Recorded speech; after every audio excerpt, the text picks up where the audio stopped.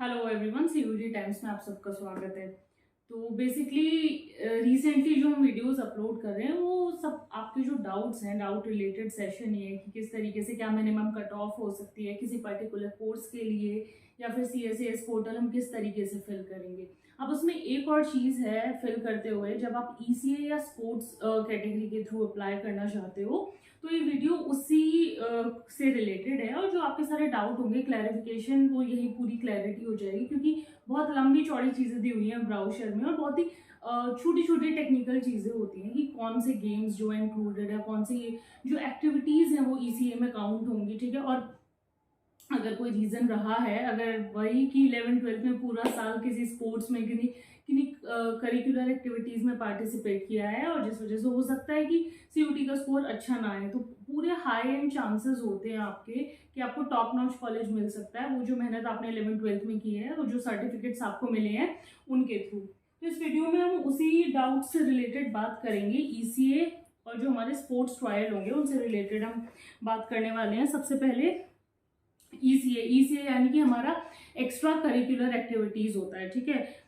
अब टोटल जो दिल्ली यूनिवर्सिटी, ये चीज़ क्लियर कर दूं कि ये हम दिल्ली यूनिवर्सिटी के बारे में बात कर रहे हैं, उसी के ECA जो ट्रायल्स हैं, ECA के जो सर्टिफिकेट है उसकी बात करेंगे। तो जो extra curricular activities Delhi university जो आपकी एक्सेप्ट करेगा वो होंगी टोटल 14 एक्टिविटीज। ठीक है, 14 एक्टिविटीज आपकी हैं, जिसमें मैं एक बार 14 की लिस्ट आपको बता देती हूँ। Creative writing, dance, debate, music vocal and music instrumental, दोनों अलग अलग कैटेगरी हैं। Digital media, fine arts, theatre, quiz, divinity, NCC, NSS and even yoga. तो ये 14 एक्टिविटीज हैं। आई होप आपने सुन ली होंगी, सुन के एक बार पेपर पे लिख लेना कि आपकी ये सारी जो 14 एक्टिविटीज हैं वो ECA के अंडर काउंट होंगी। अब एडमिशन लेने का क्या क्राइटेरिया है कि आप इनमें से मैक्सिमम 3 एक्टिविटीज में जो है, 3 जो ECA कैटेगरी है उनमें अप्लाई कर सकते हो। 3 में मतलब है, हम एग्जांपल के थ्रू समझ लेते कि आप क्रिएटिव राइटिंग अगर आपने की है उसमें, साथ साथ आप डिबेट करते थे उसमें, या फिर आपने कोई क्विज कॉम्पिटिशन बहुत सारे जीते हैं तो उसमें, तो तीनों में आप क्या कर सकते हो, अप्लाई कर सकते हो। अब ये तो बहुत ही अंडरस्टूड कॉमन सेंस वाली चीज है कि जब इन सब एक्टिविटीज में पार्टिसिपेट किया है तो सर्टिफिकेट्स आपके पास होंगे। ठीक है, वो सर्टिफिकेट सबसे इंपॉर्टेंट रोल प्ले करेंगे। पर ये 14 एक्टिविटीज हैं जिसमें से आप मैक्सिमम 3 के लिए अप्लाई कर सकते हो, एंड फॉर ईच कैटेगरी के लिए आपको, अगर आपने 3 में अप्लाई किया, जैसे मैंने बोला क्रिएटिव राइटिंग, डिबेट, या फिर आपने किस में अप्लाई कर दिया, क्विज में अप्लाई कर दिया। ठीक है, तो खैर मैंने एग्जांपल लिया है, बट मान लो अगर आपने 3 में अप्लाई किया, हर किसी के लिए आपको मिनिमम 5 सर्टिफिकेट चाहिए। ठीक है, कि क्रिएटिव राइटिंग में आपके पास 5 सर्टिफिकेट होने चाहिए, क्विज के आपके पास 5 सर्टिफिकेट होने चाहिए, और डिबेट में अगर आपने पार्टिसिपेट किया है तो 5 सर्टिफिकेट होने चाहिए। अब ये नहीं है कि आप वो सर्टिफिकेट की जो वैलिडिटी है वो सेल्फ अटेस्टेड सर्टिफिकेट आपको अपलोड करने होंगे, एंड उनकी भी वैलिडिटी है प्रीसीडिंग 4 ईयर्स, यानी कि पिछले 4 साल के जो आपके सर्टिफिकेट होंगे वो वैलिड होंगे, यानी कि 1 मई 2019 से लेकर 30 अप्रैल 2023, 4 साल की जो सर्टिफिकेट है उसकी वैलिडिटी है। हर किसी के लिए 5 चाहिए, मैक्सिमम 3 कैटेगरी में अप्लाई कर सकते हो। तो ECA की हो गई है ये हमारी बात। उसके बाद ये कि एडमिशन तो एक ही कैटेगरी के थ्रू मिलेगा जो भी बेस्ट होगी। ठीक है, क्रिएटिव राइटिंग, क्विज और किसका एग्जांपल लिया था हमने, मैं भूल गई, डिबेट का एग्जांपल लिया है। तो इन तीनों में उसी के थ्रू एडमिशन मिलेगा जो भी आपका बेस्ट जाएगा। मार्किंग का क्या होगा, अब CEM स्कोर की मैं एक बार बात करती हूँ, कंबाइंड ECA मेरिट। ठीक है, अब जब हम ECA की बात कर रहे हैं, इसका मतलब ये नहीं है कि CUET जो दिया है उसका बिल्कुल रोल नहीं है। 25% वेटेज है उसका। ठीक है, जितना भी स्कोर जाएगा उसमें से 25% जो आपका वेटेज होगा वो CUET के स्कोर का लगेगा। बचता है 75 ECA के लिए। 75 के 2 ब्रेक होंगे। देखो 100 के टर्म्स में समझो, अच्छा 100 है टोटल, जिसमें से 25 जो है CUET के स्कोर के लिए निकाल दिया, बचे 75।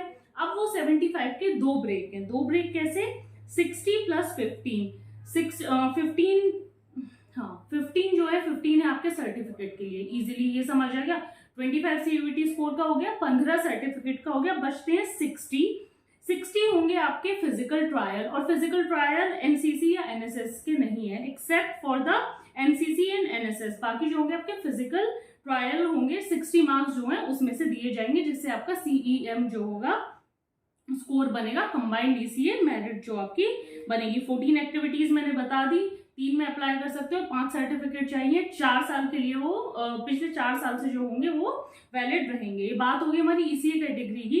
अब मैं सीधा चल रही हूँ स्पोर्ट्स कैटेगरी के ऊपर। स्पोर्ट्स कैटेगरी की जब हम बात कर रहे हैं, सेम क्राइटेरिया है इसमें भी कि मैक्सिमम आप 3 स्पोर्ट या 3 गेम का जो भी आपका है उसमें अपना जो है फिल कर सकते हो। हर तरीके के गेम है वैसे अगर देखोगे तो टीम वाले भी हैं, वॉलीबॉल से लेके हैंडबॉल, हॉकी, सारे गेम है, बास्केटबॉल, ठीक है, बेसबॉल, जो भी आप है इसमें सारे गेम इंक्लूडेड है, टीम वाले भी एंड इंडिविजुअल गेम्स भी। फॉर एग्जांपल आर्चरी, स्विमिंग, ये वाले भी आपके सारे गेम्स जो हैं इंक्लूडेड हैं। जब हम स्पोर्ट्स की बात कर रहे हैं तो 3 स्पोर्ट्स में मैक्सिमम डाल सकते हो, चाहे वो अब ये कंफ्यूजन मत रखना, क्योंकि ये है कि अगर आप 12th स्टैंडर्ड में तो बड़ी ही बेसिक कंफ्यूजन रहती है कि इसमें डाल सकता हूँ, एक टीम वाले में डाल दूं, मैंने तो टीम वाला भी खेला है, मैंने सिंगल भी खेले हैं, तो हाँ दोनों में जो जो खेले हैं वो वैलिड हैं, जो DU की वेबसाइट पर अवेलेबल है। तो 3 स्पोर्ट के लिए आप डाल सकते हो, मैंने बता दिया। वही सेल्फ अटेस्टेड सर्टिफिकेट चाहिए आपको, लेकिन यहाँ पे एक रिलैक्सेशन है। जैसे ईसीए में आपको मिनिमम 5 सर्टिफिकेट चाहिए, मैक्सिमम सॉरी, जो आपको है 5 सर्टिफिकेट आपके पास होने चाहिए, बेस्ट जो लगेंगे। स्पोर्ट्स वाले में क्या हो जाता है कि वो 3 हो जाते हैं, 3 होने चाहिए सर्टिफिकेट। वही 3 कैटेगरी में अप्लाई कर रहे हो, अगर 1 में भी कर सकते हो, वो तो आपके पास ये ऑप्शन है कि ज्यादा से ज्यादा आप किस में अप्लाई कर पाओगे, जैसे प्रेफरेंस के टाइम पर है, ठीक है। उसके बाद जो है 4 साल के, वही पिछले 4 साल के होने चाहिए।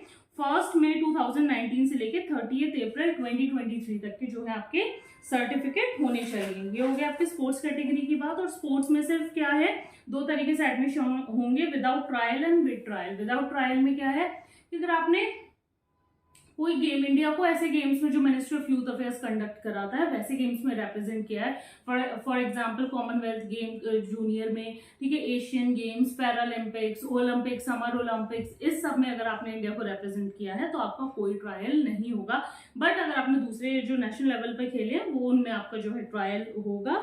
और पर ट्रायल के लिए जो होंगे 400 मार्क्स होंगे। टीम वाले के लिए भी 400 है, इंडिविजुअल के लिए भी 400 है, जैसे भी चाहो। तो इसका अगर हम 100 में से ब्रेकअप समझें, जैसे ईसीए का 25 + 75 है, यहाँ भी आपका जो है 25% CUET स्कोर, जिस प्रोग्राम में आप एडमिशन लेना चाहते हो, 25% 25 मार्क्स आपके सर्टिफिकेट के, एंड 50% जो है जिन लोगों का ट्रायल होगा उनके ट्रायल के लगे दिए जाएंगे।